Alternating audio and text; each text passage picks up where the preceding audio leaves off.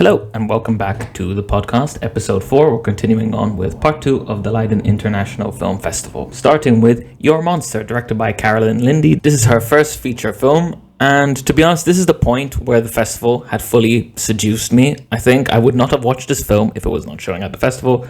I was quite undecided whether to bother with it because it was an 11 a.m. screening and I thought, I could maybe sleep in just a little bit. But no, I went with it. I also don't think I would have maybe had such a positive review of it if I had just seen it elsewhere. As it is, I've given this a 4-star. This may seem quite generous, but I'm recently trying to rate films more purely on my emotional takeaway. You know, when you share a review, the idea is that you're signaling to people whether or not they should bother checking something out. So enthusiasm is ultimately the most important factor, and I think it should weigh quite heavily into your star ratings. It's probably closer to a 7 than an 8, but we move. I could not stop smiling the whole way through this film, so that's worth something, surely. There's a good amount of things in this one that I'm not entirely sure work. The twist ending is amongst those things. I'm still not entirely sure how I feel about it. I think it kind of played against what I loved about the 5 minutes just leading up to that final moment. You know, can't say too much because I'm trying not to spoil. Anyway, I also think a couple of the characters are, you could say, yes, a little bit shallow, bordering on caricatures, but look, I had a really good time. And I really felt for the main character, Laura, played by Melissa Barrera. And that's obviously an important thing to achieve in the audience member. So Laura is a theatre adult who is clearly very active on Vinted and Depop. Wonderful outfits throughout, full of patterns and colours and lovely fabric. And the film starts by showing us through way of montage. She had something of an idyllic life with a pretentious theatre writer-director boyfriend. They were working on a play together, she was going to star in it, and then she got cancer, and then he dumped her ass because he needs time for himself, to quote him. And so the film lifts off from this point. A sad and pathetic Laura, post-successful cancer up, constantly ordering Kleenex, trying to get back on her feet, not over her ex, and her crushed theatre dreams. And sometimes when you're in a rut like this, you just need something or someone to push you out of it. And who better than the monster who lives under your bed / in your closet. I am being serious. This is the plot of the film. It is a rom-com about these two characters, about Laura and the monster under her bed. But it is also about an agreeable pushover learning to love herself again and coming to appreciate that self-love means standing up for yourself. It means you're worth something and that you can be a little less agreeable. And there's definitely a gender angle to this story. It becomes increasingly apparent when you see what the play within the story is about, what the songs are about, because there are a couple musical numbers, or at least it ends, I don't actually remember how many there are, but it ends on one, which some people in the Letterboxd review says, quote, was quite bad. I thought it was great. I liked the song a lot. It worked for me, whatever. And yeah, I root for her throughout. I really loved when she gets her big moment. The humor is extremely millennial coded, and it's all very adorkable. And if you like New Girl, I think this will probably click with you, maybe. And some people will find this cringe.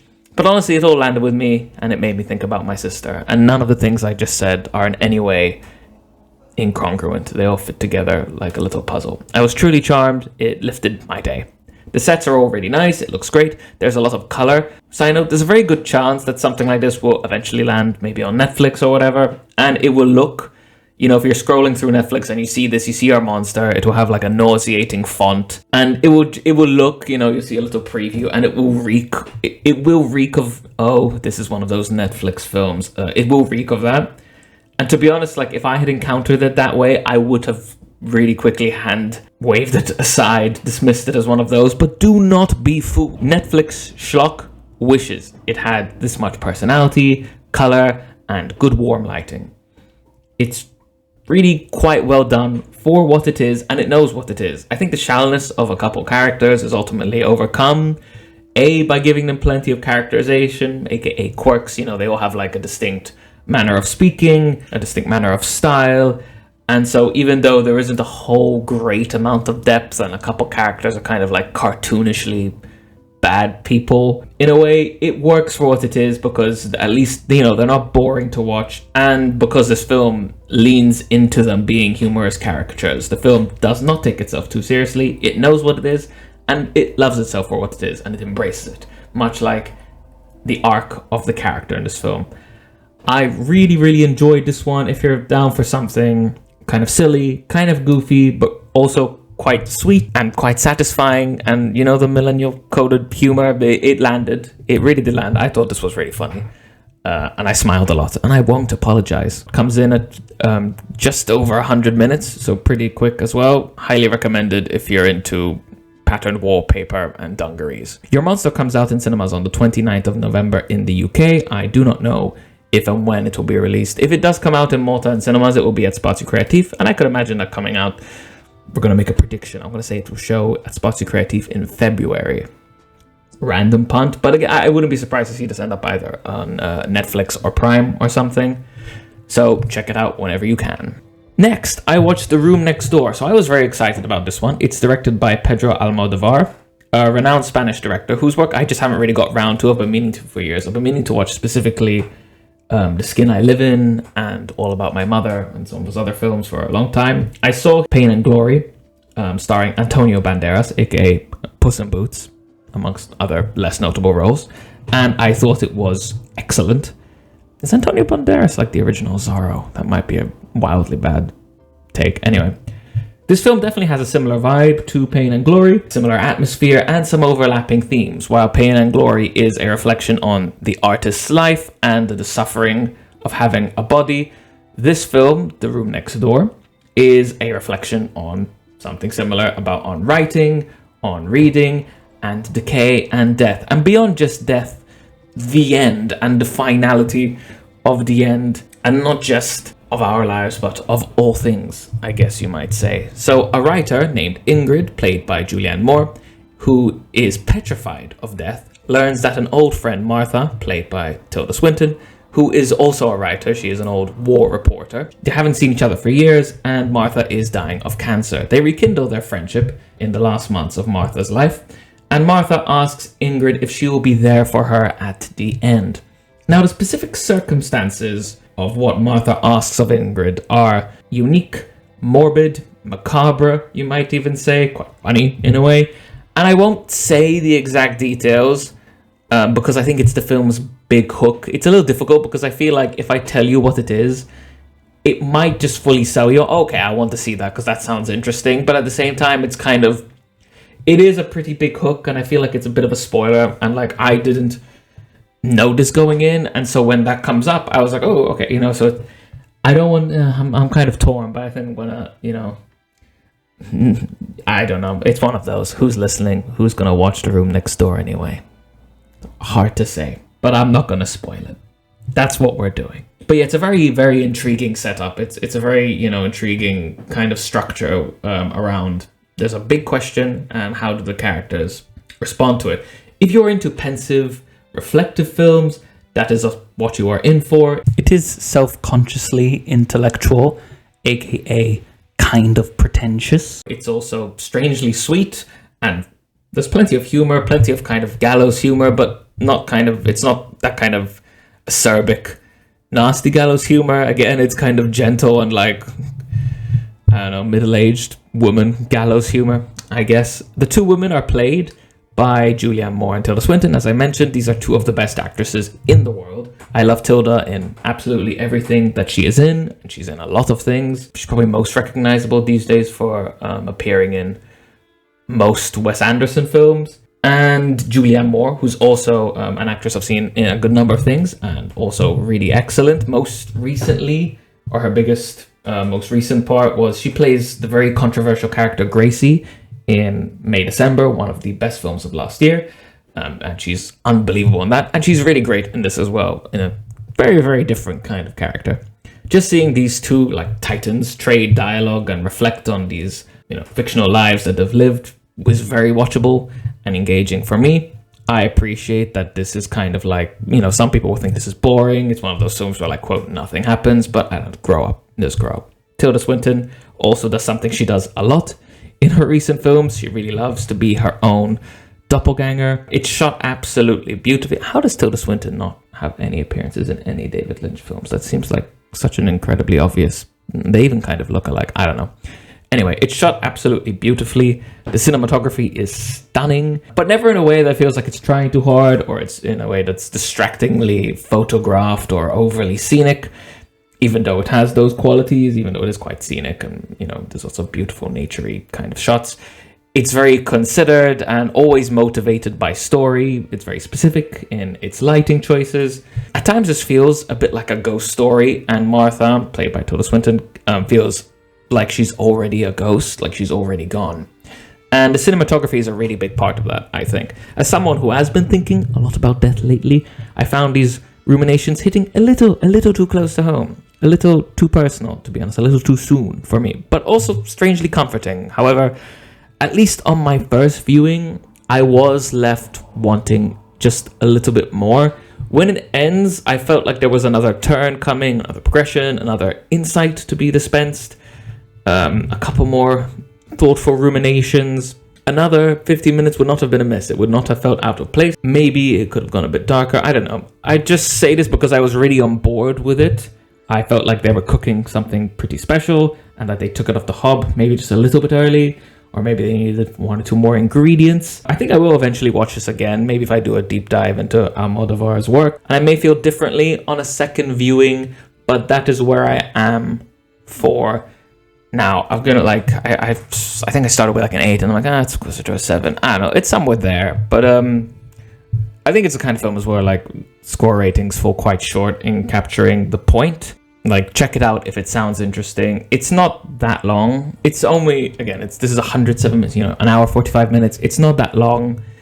But like I said, it honestly could have been longer for me. I think it's a very interesting film. And if any of that sounds like it registers with you, then I would recommend checking it out.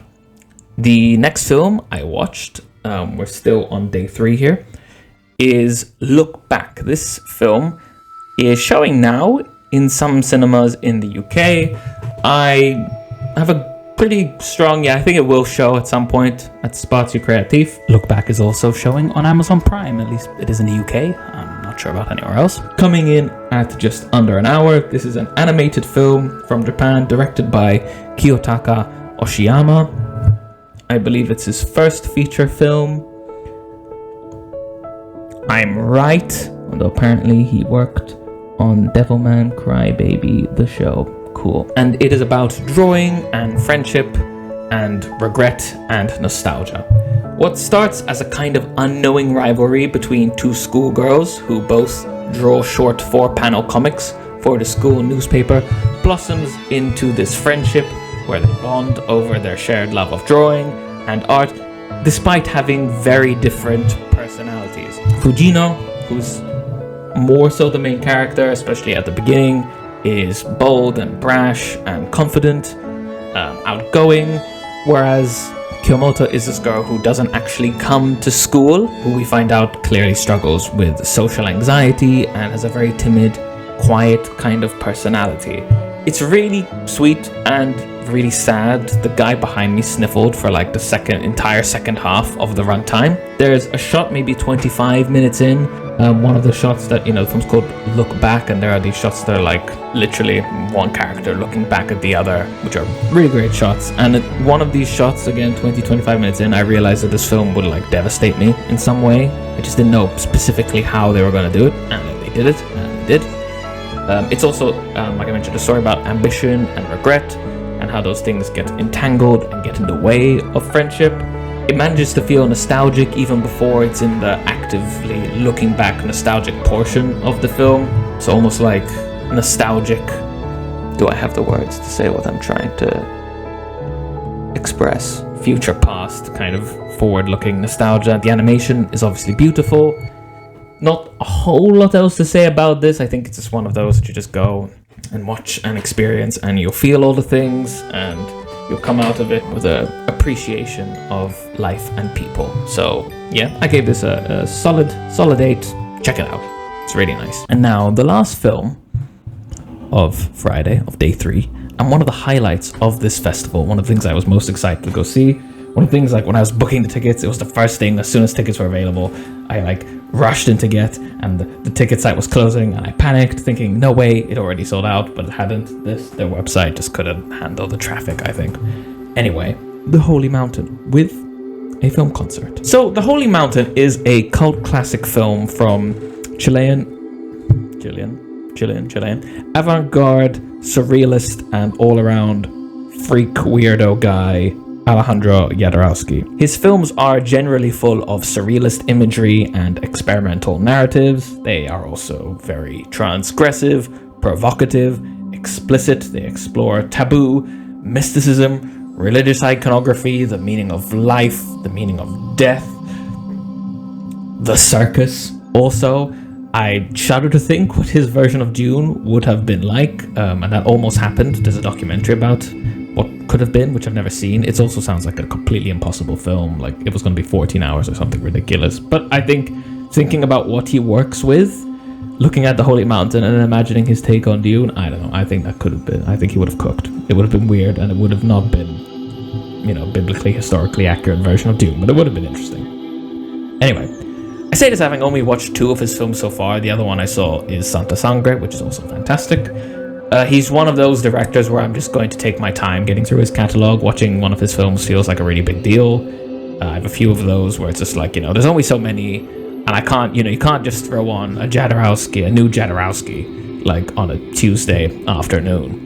You can't just be doing things like that. That's insane. There is truly nothing like them, and there is nobody like this man. There's no artist, no filmmaker, no human.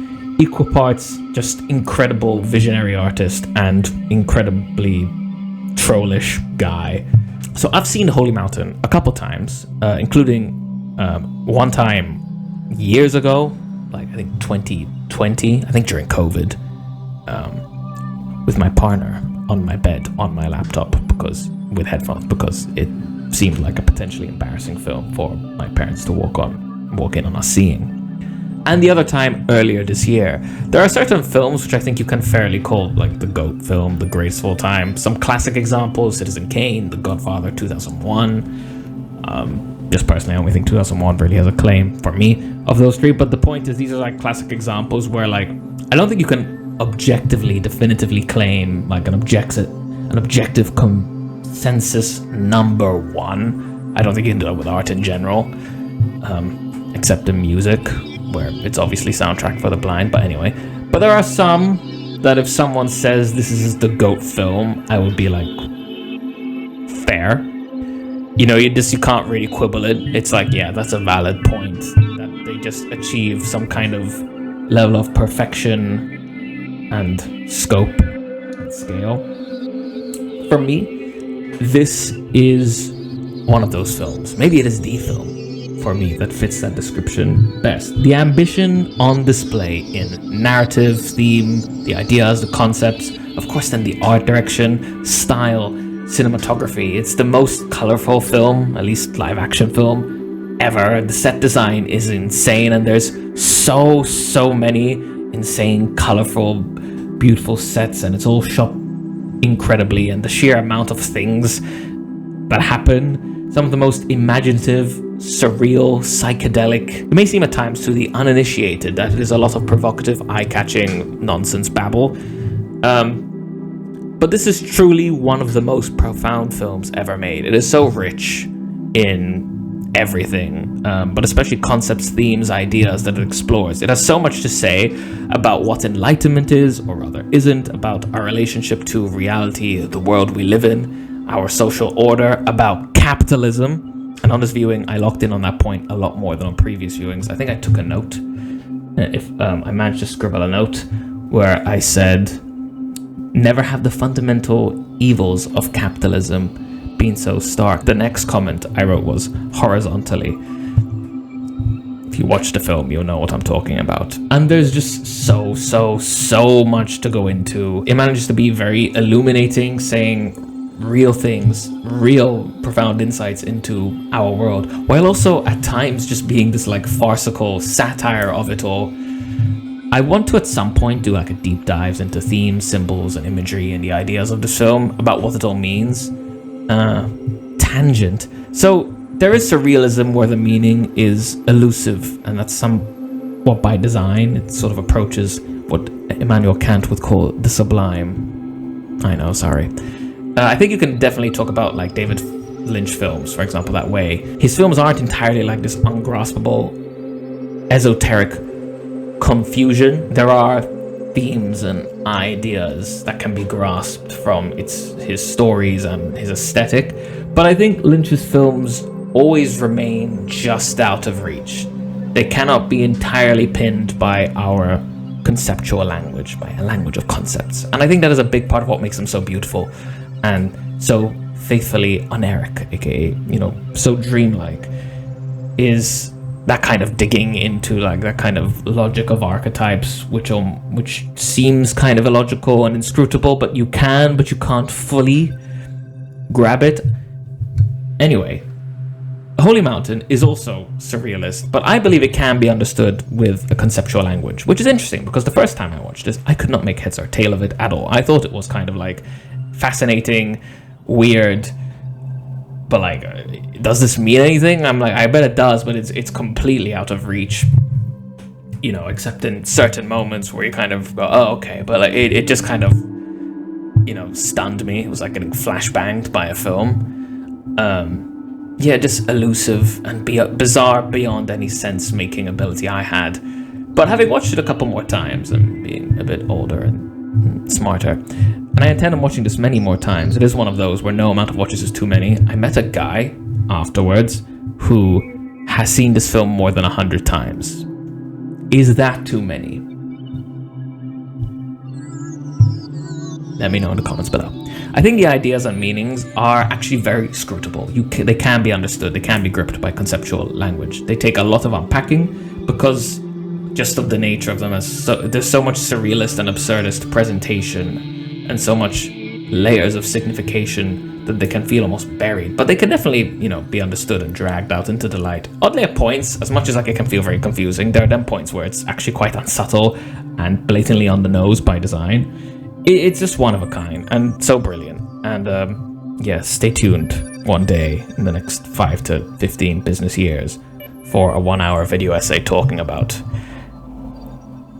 everything that happens and what it all means. What I will talk about here is not all that, but the particular rendition of this film. I'm going to splice in a couple of low-res clips that I managed to record in the theater of what was happening. So basically, a musician called Matthias de Kren, at Matthias _de_ Kren, and Kren is spelled Crane.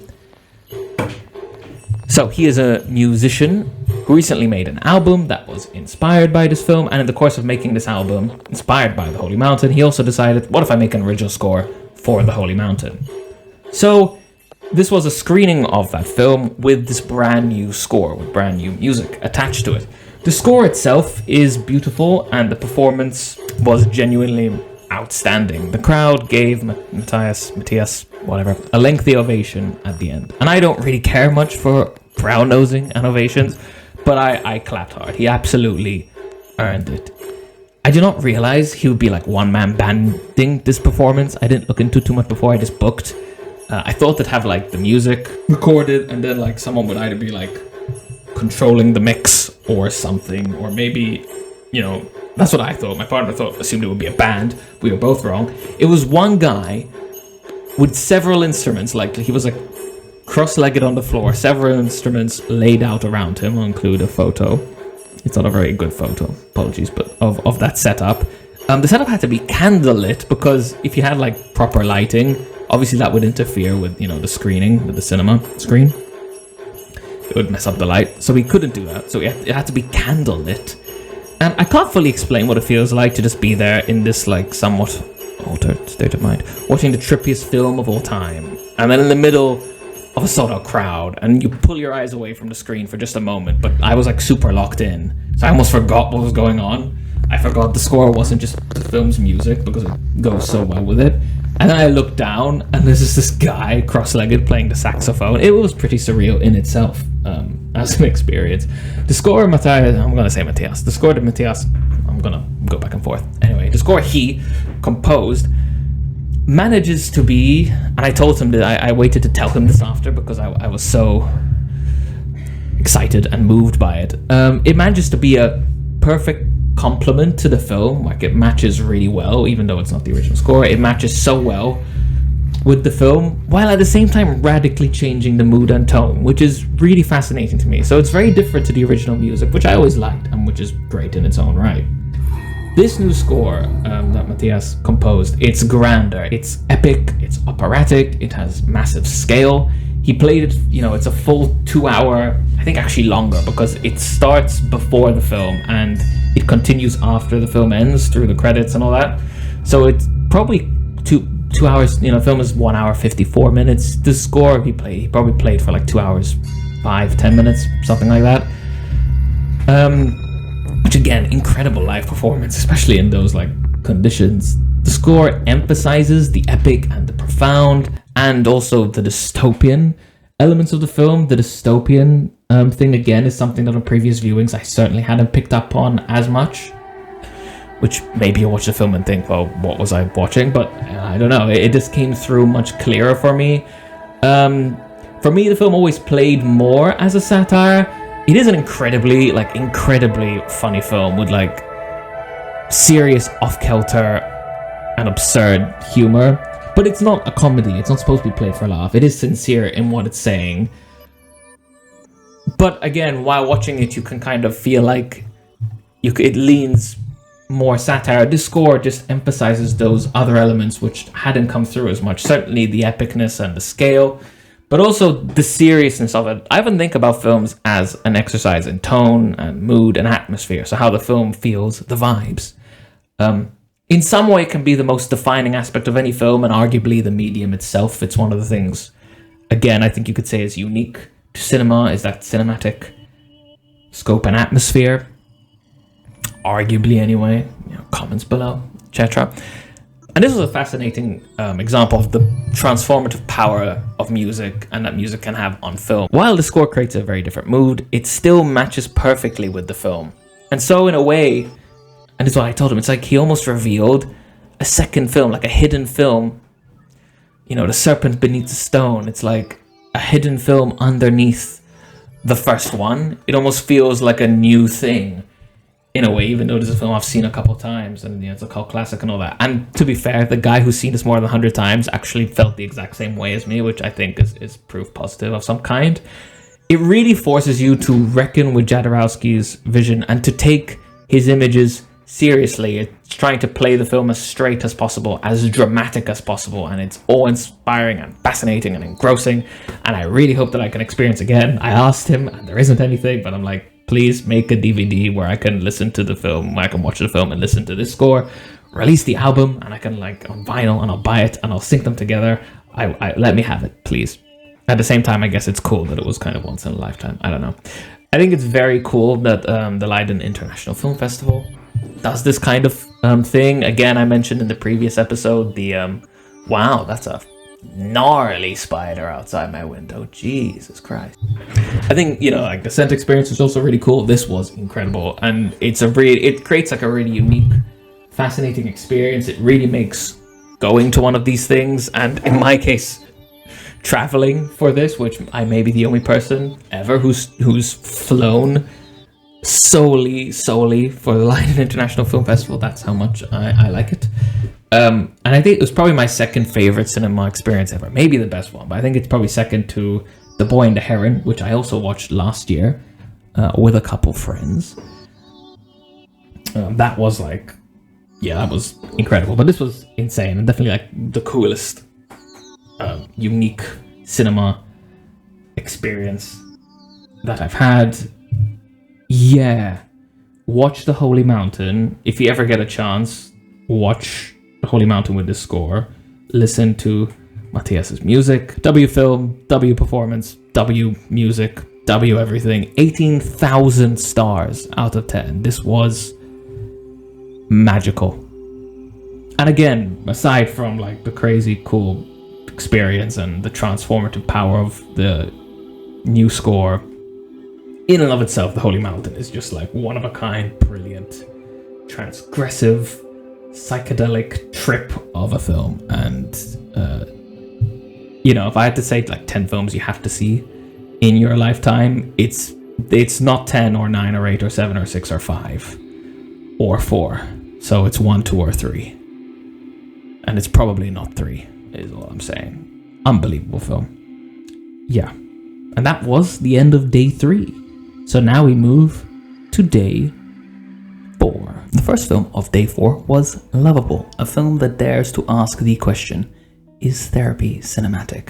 This is the debut feature film from Norwegian filmmaker Lilja Ingolfsdottir, and I was motivated to watch this because I saw that it was a Scandinavian relationship drama, which, as everyone knows, is one of the best film genres. Nordic filmmakers are, in my opinion, really great at people dramas, relationship dramas, a kind of everyday life realism, which is not the type of film that inherently automatically appeals to me. But I find that the Nordic films I've seen handle the subject matter very well.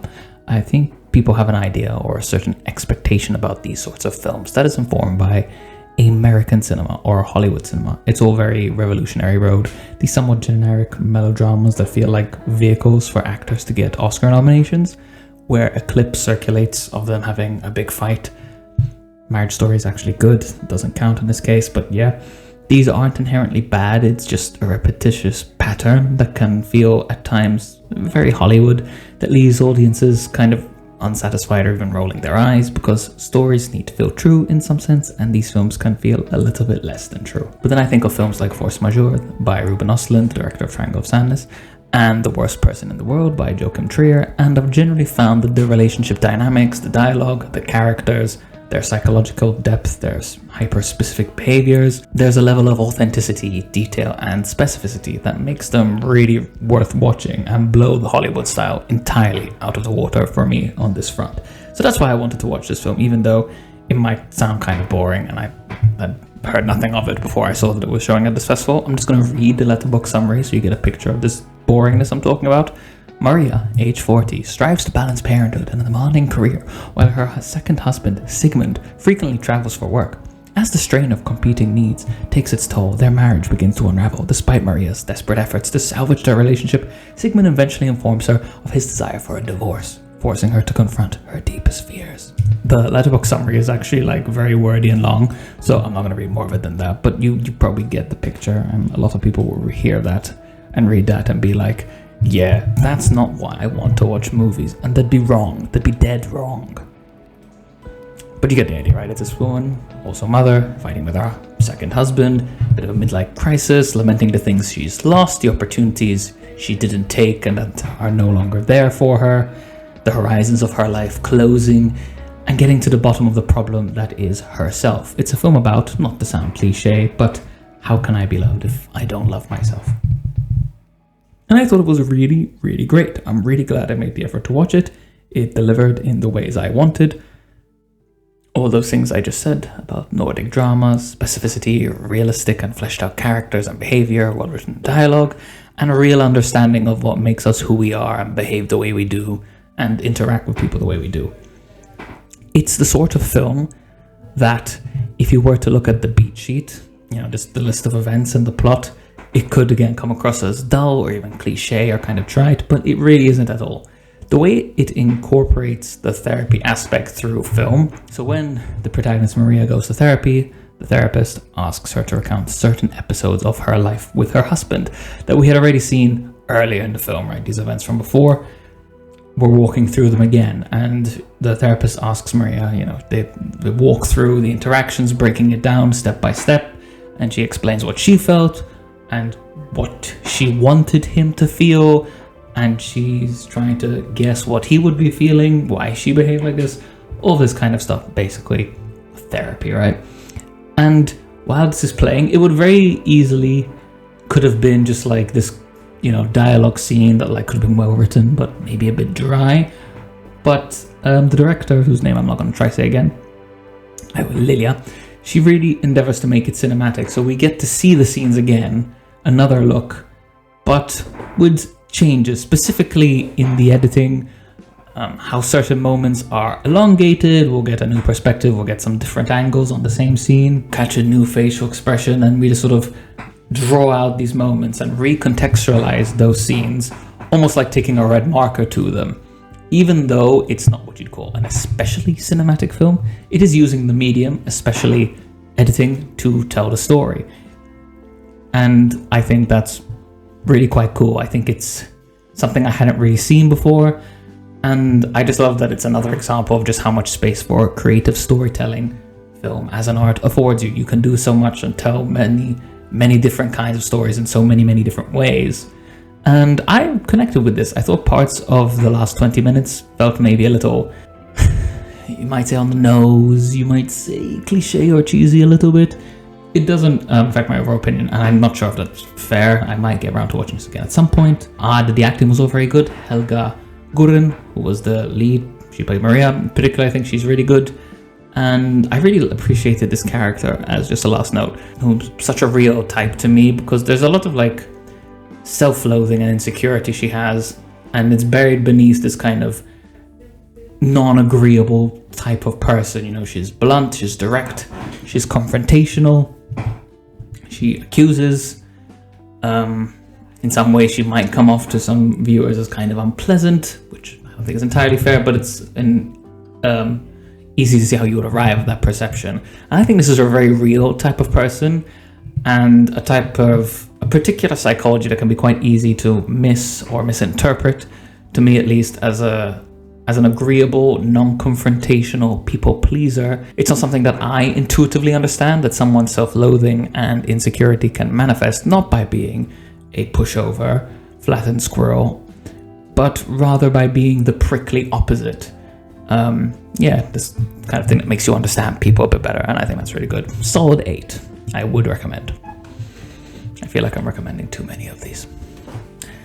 Next, I rushed over. I think I actually did have to run. I had like a 60-minute walk from one. Most of the venues were really close together, but there were a couple of weird venues, and Loveable was one of them. It was like quite the trek out to get there, and then I had to get back to the center. I had like a 60-minute walk, and I only had 10 minutes between films, so I think I actually ran. I ran in my Doc Martens and my raincoat. Boys Go to Jupiter. This is an animated film from Julian Glander. Off the bat, I'll say it has a very, very unique look, very animation style. It looks like it was made, kind of animation on Blender. It has almost this quality of like, those reels that are like called reels your boy sends you at 3 a.m. or something like that. And like they're just like bizarre, absurd stuff, or like surreal YouTube video kind of vibes, very computer graphics, a little absurd and silly, but also very specific and rich and detailed. And I think it looks great in its own totally original, very specific way. It's beautiful maybe in the way that like Minecraft is beautiful, not that their aesthetics are at all the same or similar, just the same kind of like the beauty in a way that isn't conventional, I guess. To me, it seemed like it went down, was a bit of a mixed bag for the audience, based on like certain reactions. There were people laughing, but I could look, I like looking across the crowd while it's going on, especially when you actually get the opportunity to see like a packed, enthusiastic cinema. And the crowd, it was a mix. Some people seem to find it really funny, but some maybe less so. And if you look at what like people were scoring it, and they have a thing with the average scores that films are getting, it does seem like a mixed bag. I really, really liked it, and I'd really recommend it. I thought it was really funny, and at the same time, it's like surprisingly thoughtful, and then also great to look at. The plot centers around a high school age kid who is fully on that grind set mentality. He listens to like grind set money podcasts. He's dropped out of school, so he has more time to be on his grind set. He works freelance for Grubhub, which is a food delivery, so Bolt or Walt or whatever, and is genuinely very, very preoccupied, with making that moolah. And the structure of the story is in some ways a little unconventional. You largely follow this kid around, watching his interactions with people, and there is a main plot line there involving, as you would expect, corporate espionage, dolphin human mutants, aliens, the usual. But there are also a bunch of like very random asides that don't really build on the plot in any way. He has this like group of dumbass friends, and there are multiple musical numbers in this film. Most memorable is one of these friends sings a power ballad about eggs and the different ways that eggs can be cooked. And like the song is very much, indie singer, songwriter, going hard in it. So like, Phoebe Bridgers, but going quite a bit hard. It's more like Hayley Hendricks singing about how she needs to start a garden, or maybe a bit PJ Harvey, somewhere there. If you hear it, you'll definitely get what I mean. It's very clear what it's like, what kind of style it's aping, and it's genuinely pretty good, but it's also really funny. It is a very unique film. It's got this kind of slightly off-kilter humor, which, you know, it landed with me. The jokes are really specific, but also I think like funny. I still remember specific lines, and like, I saw this a month ago now, and I still remember specific like jokes and lines, and some that genuinely got like, you know, they catch you off guard and really got the audience as well. It's a tight 90 minutes. It's a great film to watch with a little extra sauce. Wink. It's a world that is weird and warm, and cozy, and there's a lot of offbeat charm. It's rather eccentric, and at the same time, it really, really captures something true about being stuck in the everydayness of your life in a place that you can't escape, and maybe that's fine. And also captures, I think, something about the current moment really well. It's very, very current, very much on the zeitgeist, especially about young people right now, I think. And yeah, I really like this. Definitely check it out. Strong 8. Giving too many 8s. So after that, I had a double header of Don Hertzfeldt films. So Don Hertzfeldt is an independent filmmaker and one of the most unique and I think interesting voices in the medium today. His films are almost like god tier kind of YouTube videos in a sense, and that's not at all put down. They generally feature these hand-drawn stick figures, very doodle kind of style, but he also experiments with a lot of filmmaking techniques. Thematically, there's a tendency towards, you know, there's a lot of black humor, absurdism, tragic comedy, big existential ideas, a lot of existential panic, and very psychological, very interested in memory and just brain. And so like it manages to balance these like tonal extremities of like the most serious, big, profound things while being like goofy, at times kind of almost slapstick kind of comedy. He's an artist who, he has that kind of support that, like, you know, sort of indie bands where like the people who like his work really, really like his work.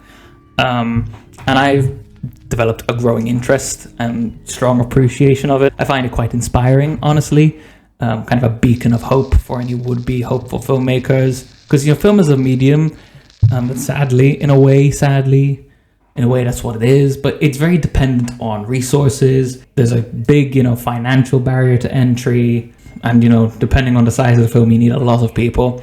And to see someone able to craft like sincerely great films that are moving, unique, expressive, beautiful, visually beautiful, you know, just fully making use of this medium within the confines of, and not just it's not indie filmmaking, it's independent filmmaker. Like it's just him mostly.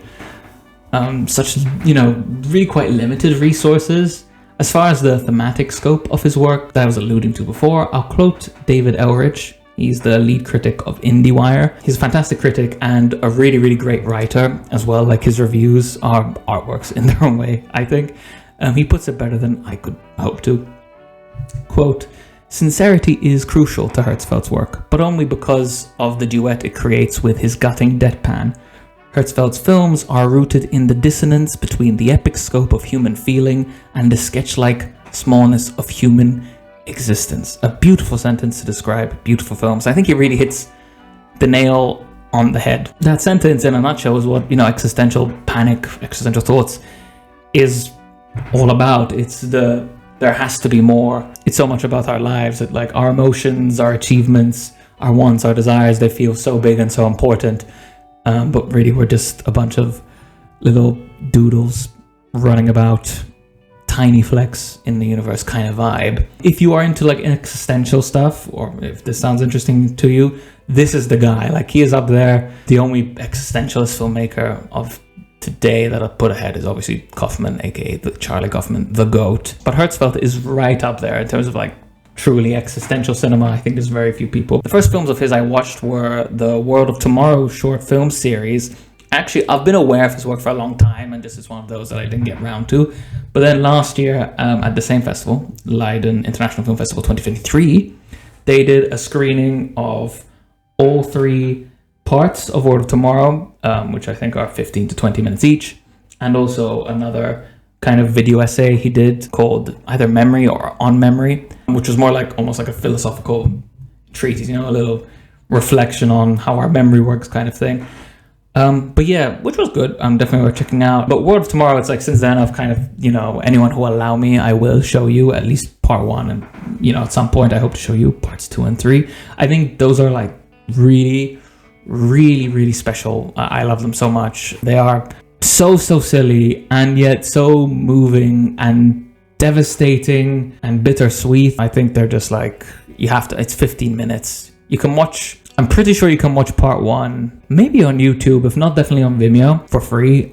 I'd at least try like part 1. I think they're so special, and I think it's a crime not to have seen them. I had never seen the It's Such a Beautiful Day film series, but I was aware of them again for a long time, and it was one of those where I'll get to at some point. And then at this festival I saw, they're doing another screening of his film. So of course I said, well, now this is a perfect time to check this film out. But before that, they screened his new animated short that came out this year called Me, which I have struggled to make heads or tail of full posterity. I've now seen it 3 times. But yeah, at least from the first viewing, beyond some very broad strokes, some ideas, I needed to watch it again, and I since have. I can say that on this first viewing, it was very compelling, it was funny, very intriguing, very anxiety-inducing. It's very abstract. There's no dialogue or narration, which, his films that I've seen so far have one of the two. None of that, but there's constant music throughout. Interesting little factoid about this. This film, the original plan was that this was going to accompany music by a band that then had some controversy. And while it's not like confirmed because, NDAs and all that, it seems very likely that it was Arcade Fire, just tracking events and stuff. Most people seem to think, it was probably Arcade Fire. But anyway, after this controversy, Hertzfeldt had this like film and they couldn't go ahead with it. So he had to basically rework the film and replace all the music, which he did. Took about a year, I think, he said. And so this is the end product we get. As far as the broad strokes go, it is very absurdist, even quite a bit more than his previous work, which was already a little absurd. I think it's about a person's place in the world, in society, and the mind's incapacity to fully handle that. Like self-reflection to the point of self-obsession and narcissism. It is set in kind of this dystopian world, and I guess you could say sort of a musical, or at least it's built around the music, which again, wild considering it was built originally around entirely different music. It's just images and music, no sound effects, no dialogue, no narration. It is extremely current, more obviously so than I think his other work, very much about the current moment, I think. The here and now. It is a little bit, get off your damn phone and look at the flowers blooming a little bit. Perhaps a little less, not quite as deep as a couple of his other songs, but like don't let that put you off. Like it's still far more profound than most art you'll find out there, and certainly more than most art that like echoes that cliched get off your phone sentiment. It really will make you get off your phone. Cure your procrastination and doom scrolling for just $3.99 on Vimeo to rent for 3 days. No liability for the existential crisis. It's available to rent on Vimeo. I actually did while I was working on this podcast. I decided, I think I just need to see it again. And I've seen it twice now. Since then, so 3 in total. It's very unique and captivating. It's just 20 minutes long. It's great to throw on if you're chilling with friends with a little extra sauce as well. Just the broadest idea I can give you about the plot is... starts off again with these people in this kind of dystopian world, very electric. Their houses kind of look like batteries to me. And a wife is trying to get her husband's attention to care for the child, but the husband's mind is elsewhere. Particularly, he is very focused on a bowl. And from there, he manages to develop a revolutionary bit of technology, which I think allows you to communicate or at least see versions of yourself across time, and it sort of takes its leave from there. Yeah, it's a wild plot. There's a child that is an eyeball. Yep, definitely odd and absurd, but also like when you watch it, you definitely get what it's trying to say about ourselves, about how much thought and care and love and reflection we're capable of, and how we waste so much of it on ourselves. How much we have this world out there and we try to escape into this inner world that is both infinitely bigger than the world we have and also infinitely smaller at the same time. It's really good and very cool and interesting and unique. And it's another great example from this director of how much you can do in 15 to 20 minutes. You can do so much story in 15 to 20 minutes. Like, it's hard to believe like how much happens and how much is packed in and how much is said. And just, again, this is a 20-minute film. Like, that's, you can do a lot with a little. Also, I would recommend, after reading this, I would actually recommend checking out David Elrich's full review. He has a great interpretation. It does include spoilers in this case, but I definitely check it out, and I think it will help contextualize and elucidate the experience for you. So this was followed then with the main event, It's Such a Beautiful Day. It's Such a Beautiful Day was originally 3 short films that were released, I think they were released on YouTube, I'm not 100% sure, between 2006 and 2011. And then in 2012, these were compiled into an hour-long feature film. And it fits together perfectly as a feature. It works as a beginning, as a first, second, and third act. Hertzfeldt wrote the story, did all the photography, did the animation, did the editing, narration, chose the music. He did it all. As fascinating as the film is in itself, the process is almost more so to me. I'm just going to read off some production notes from Wikipedia. Quote, 6 years in the making, the completed picture was captured entirely in camera on a 35mm rostrum animation stand.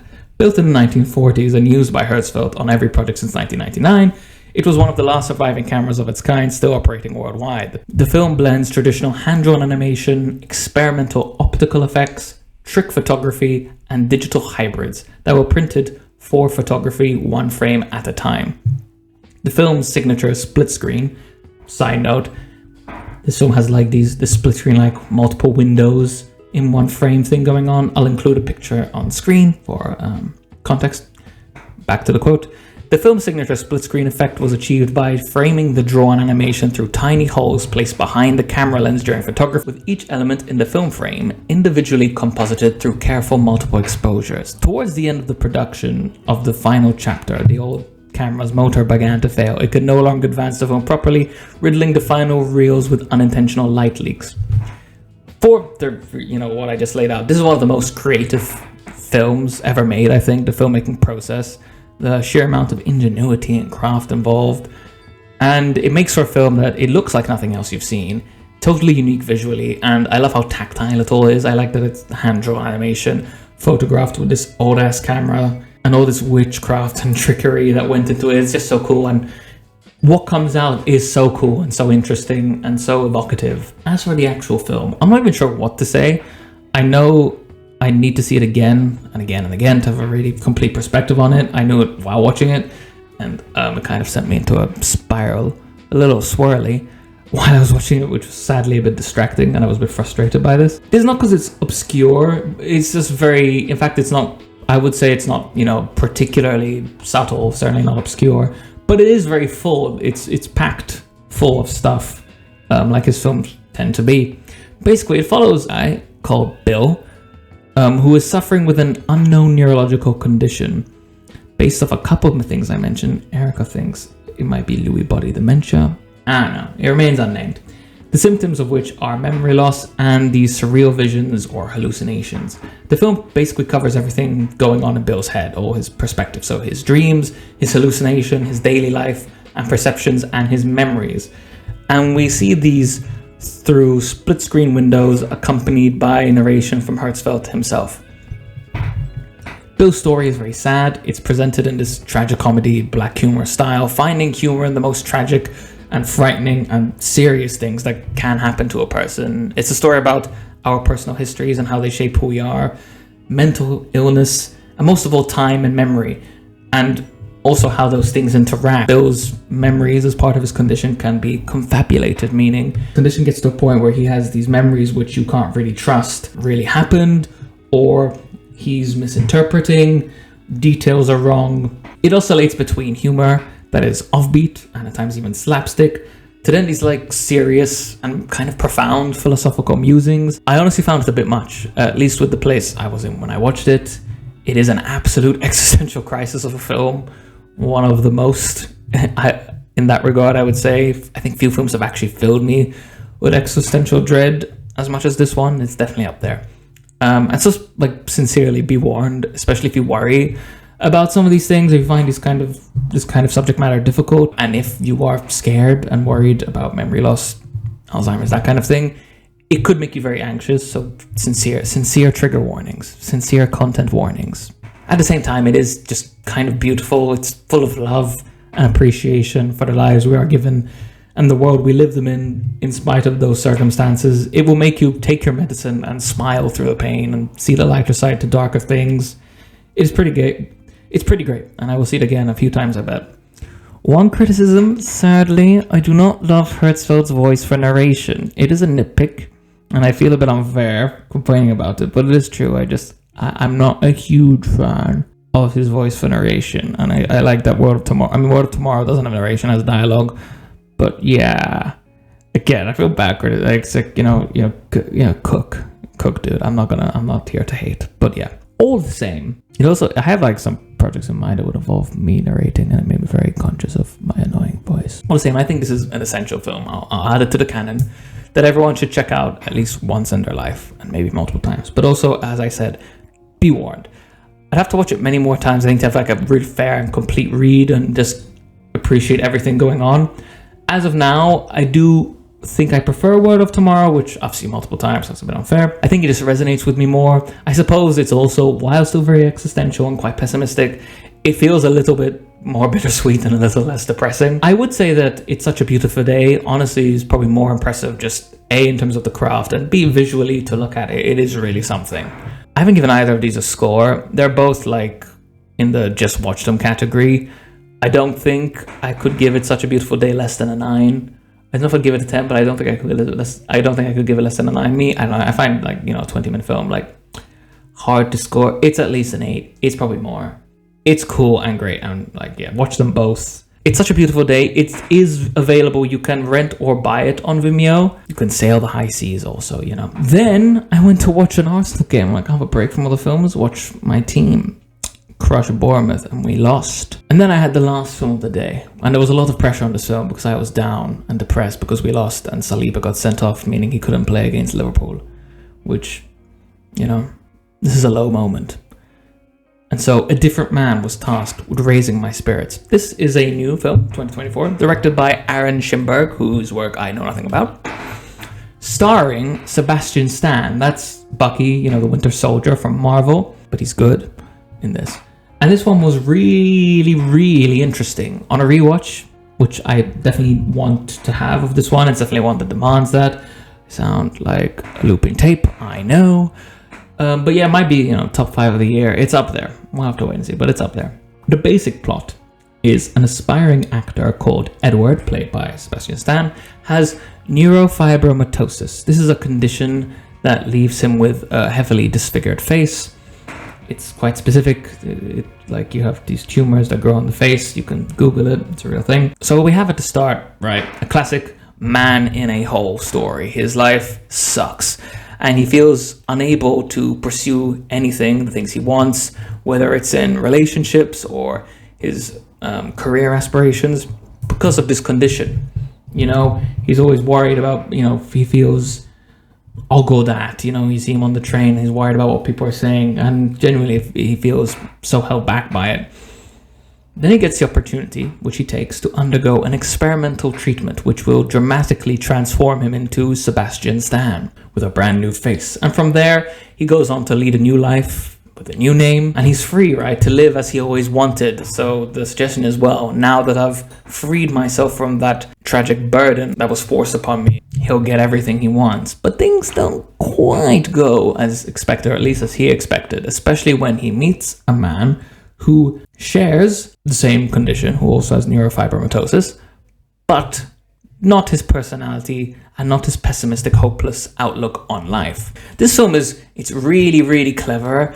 I don't know, I'd have to watch it again. Like, I can't give, like, I don't want to, specifics are spoilers, so I can't, but like, it is really, really clever. Like, there's a lot of things that kind of make me go, smart film. Very interesting.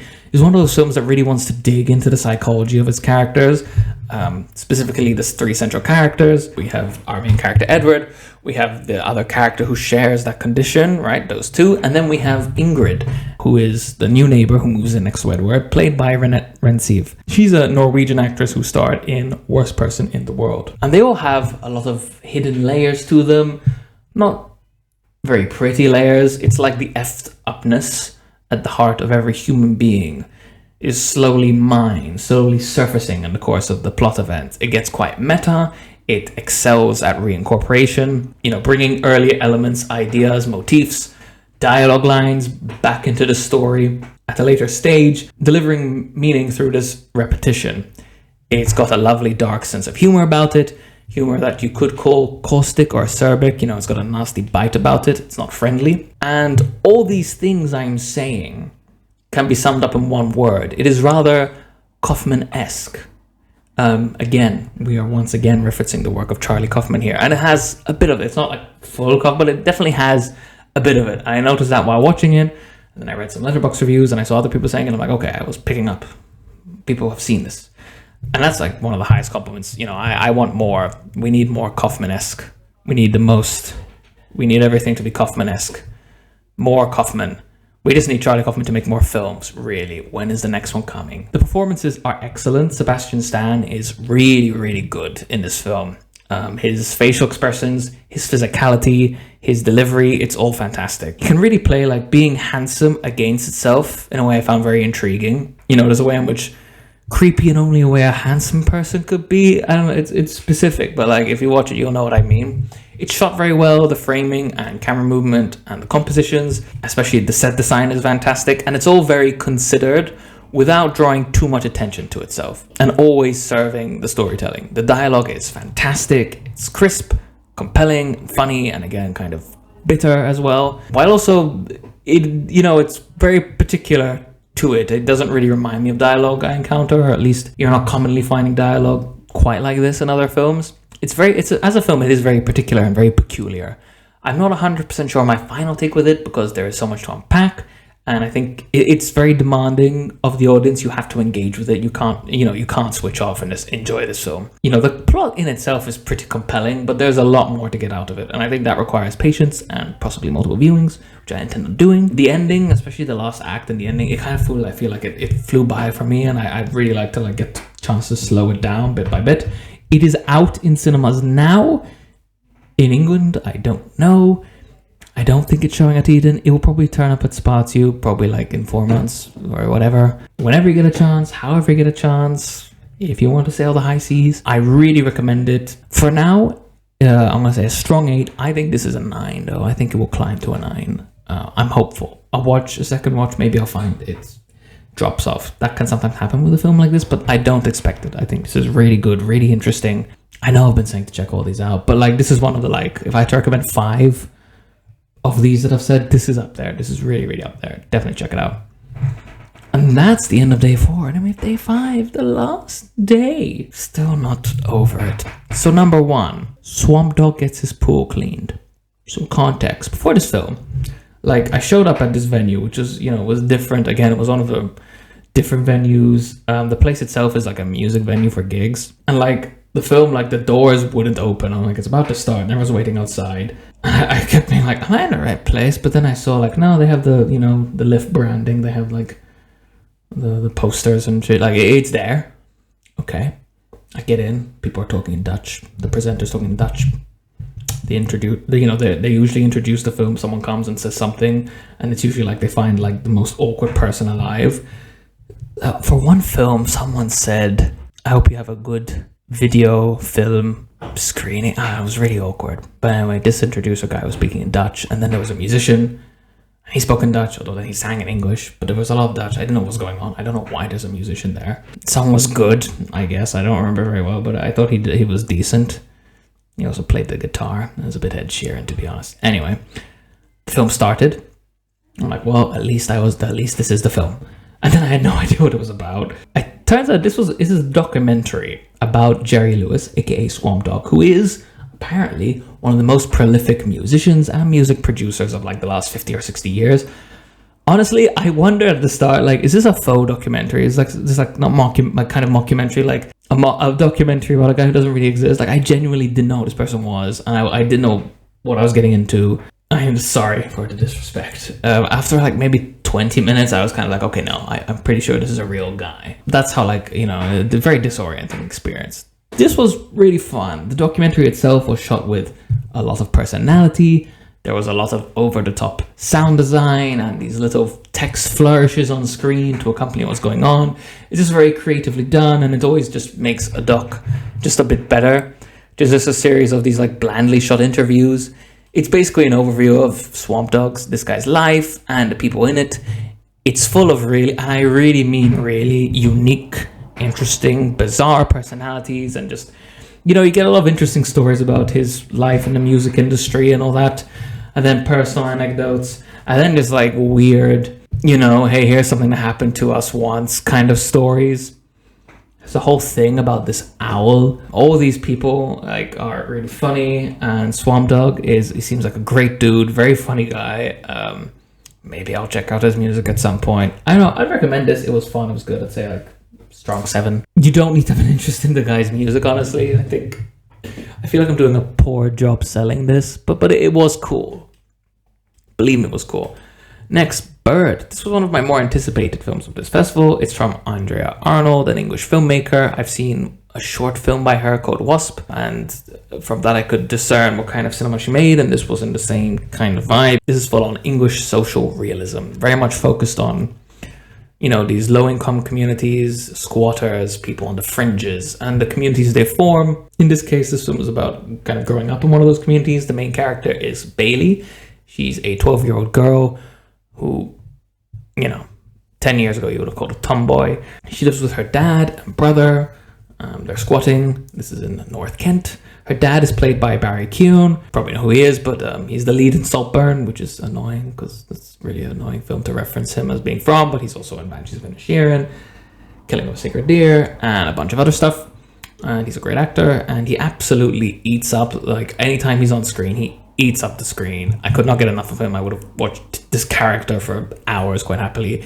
He zips around this small town on his e-scooter, and he's talking about how he's getting married using money from this toad. He produces slime when he hears sincere music, and I guess the toad has these the slime of this toad has trippy qualities. It's a confusing little bit, but it's very funny and interesting. It's also starring Franz Rogowski as a character called Bird. Rogowski, he's starred in films like Passages and Great Freedom. He's one of the more interesting actors about today. He's a little bit of Joaquin Phoenix, and I know people are going to assume, but no, it's not just because they both have cleft lips. It's just they have this kind of like peculiarity of their inflections that they can do.